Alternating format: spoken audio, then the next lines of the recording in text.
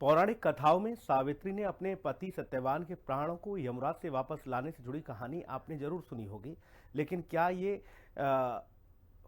आपको बताते चलें कि जब जिंदगी भर साथ निभाने वाला वादा करने वाली पत्नी ही आपका काल बन जाए, तो कभी आप कल्पना कर सकते हैं।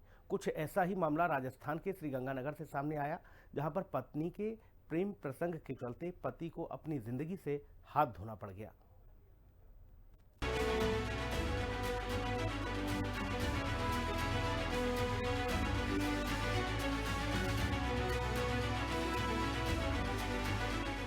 श्रीगंगानगर जिले के घड़साना क्षेत्र में कैसी दिल दहला देने वाली वारदात घटित हुई, जिसका पर्दाफाश हुआ तो सबके होश उड़ गए। एक महिला ने अपने सिंदूर की बलि सिर्फ इसलिए चढ़ा दी ताकि वो अपने प्रेमी के साथ रह सके।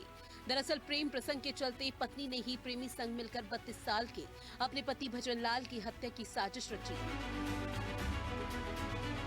पति की मौत पर नाटक रच रही पत्नी इंदिरा देवी ने अपने प्यार को परवान चढ़ाने के लिए प्रेमी प्रभुदयाल संग मिलकर अपने पति को ही सूली पर चढ़ा दिया और वारदात को पूरा अंजाम देने के लिए किसी भी तरह की चूक ना हो, इसलिए इस साजिश में एक 15 साल के नाबालिग को भी शामिल किया।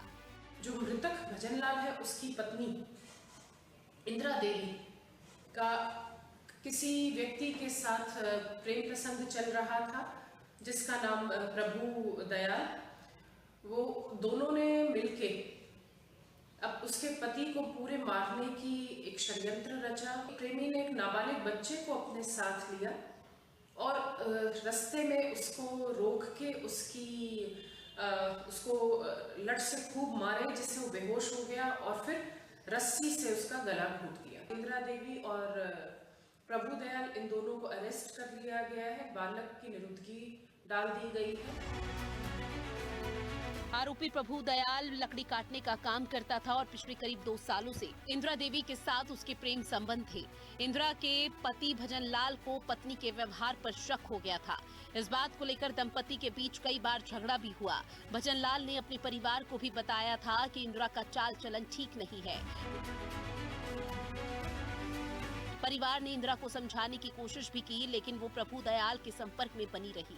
घर में बढ़ते कलेश के बीच इंदिरा देवी ने प्रेमी के साथ मिलकर पति को रास्ते से हटाने की साजिश ही रच डाली। तो मेरे बेटा ने मारी जी ने फांसी टंगावे। मेरे बेटा भी कोई फोन पकड़ी है, कोई की पकड़ी है, ई साबन पकड़ी है। अच्छा। पकड़ी है जन वो बिना कहन तो बा मानती कोनी। मैं माने भी के मैं भी पूछताछ करी दे, मारे पका पानी कौन पड़ दिया बोल। 13 जनवरी की रात भजनलाल बाइक पर अपने गांव लौट रहा था।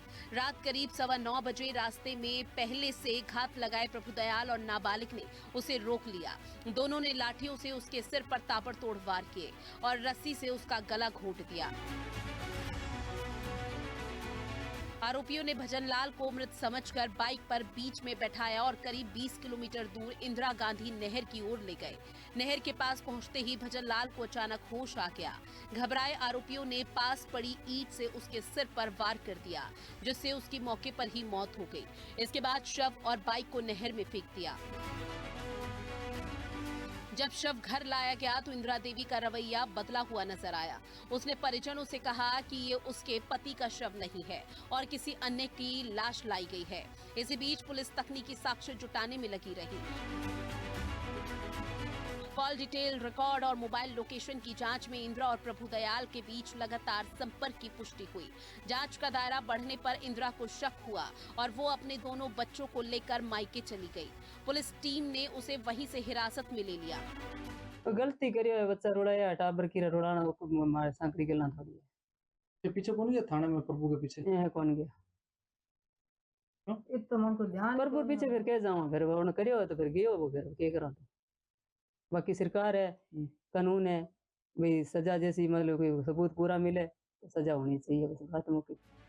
पुलिस ने पत्नी इंदिरा देवी और उसके प्रेमी प्रभु दयाल को गिरफ्तार कर लिया है, जबकि नाबालिग को डिटेन किया गया। आरोपियों के खिलाफ हत्या, आपराधिक षड्यंत्र और साक्ष्य मिटाने जैसे कई गंभीर धाराओं में मामला दर्ज किया गया। स्पेशल रिपोर्ट, हिंदी खबर।